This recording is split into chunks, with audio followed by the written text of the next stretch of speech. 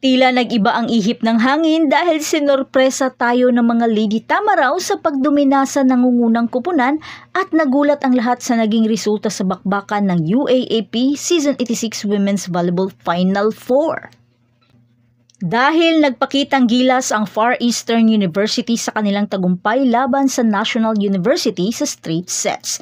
Nagulat ka rin ba? Well, kahit ako ay napahanga sa naturang laban.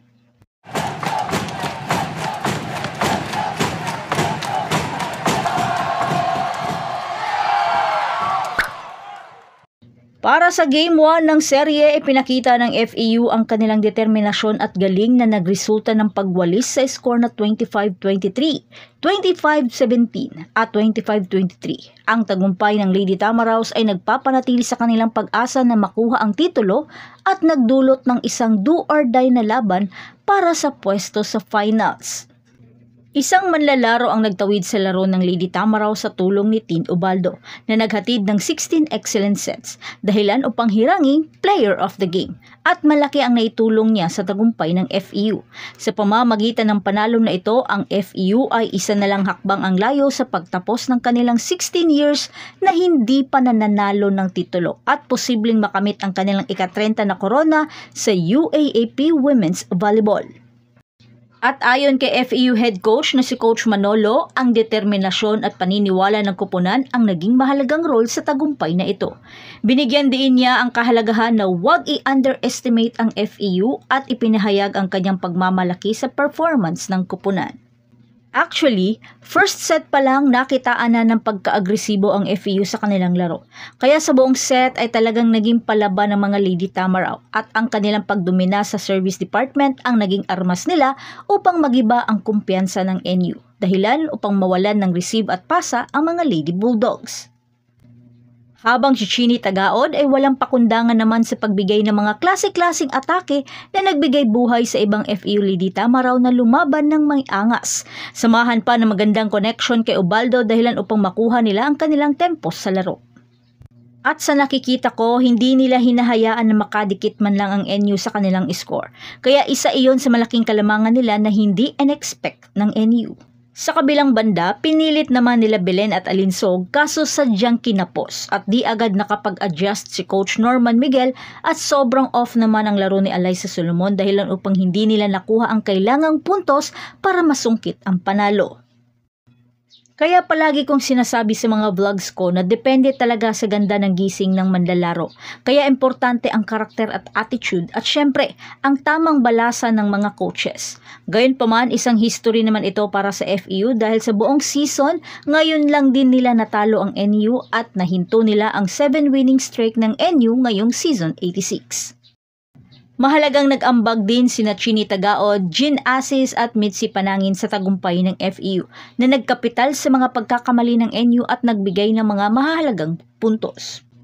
Sa kabilang banda, nagkaroon ng hindi magandang laro ang NU kung saan tanging MVP frontrunner na si Bella Belen ang umabot sa double figures na may 12 points na binuo mula sa 11 attacks at isang ace. Ang pagkatalo na ito ay maaaring magdulot ng malaking epekto sa NU ngunit mayroon pa rin silang pagkakataon na bumawi sa susunod na laro at gamitin ang kanilang twice to beat advantage. Sa loob lamang ng 4 na araw, ang FEU ay maglalaban para sa kanilang unang final trip sa loob ng 5 taon habang ang NU ay determinadong makamit ang kanilang ikatlong sunod na pagkakataon sa title series. Ito ay magiging isang matinding laban at syempre, hindi na tayo makapaghintay na makita kung paano ito mafo-formulate.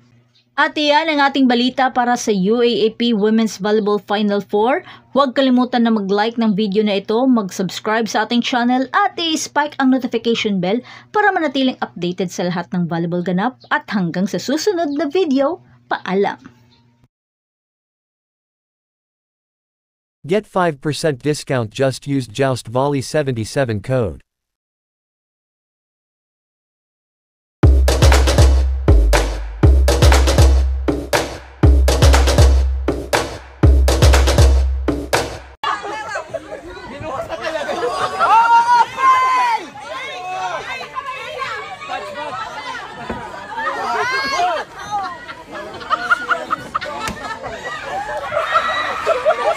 Scary.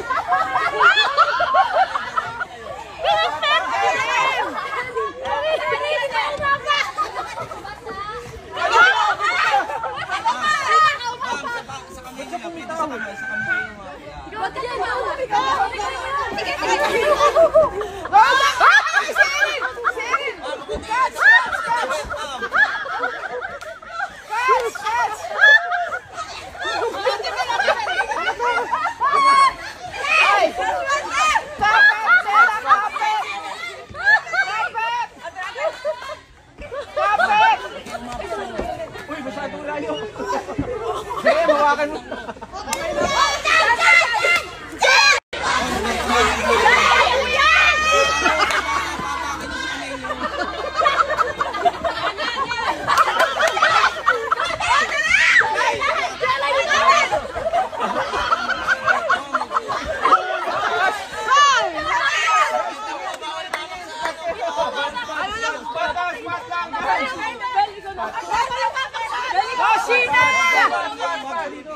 Bawal lumapak sa Georgina! Bawal lumapak! Spot lang! Spot lang!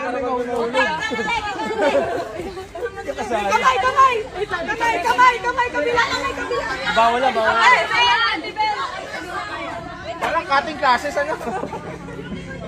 Matakas! Matakas! Kamay! Kamay! Kamay!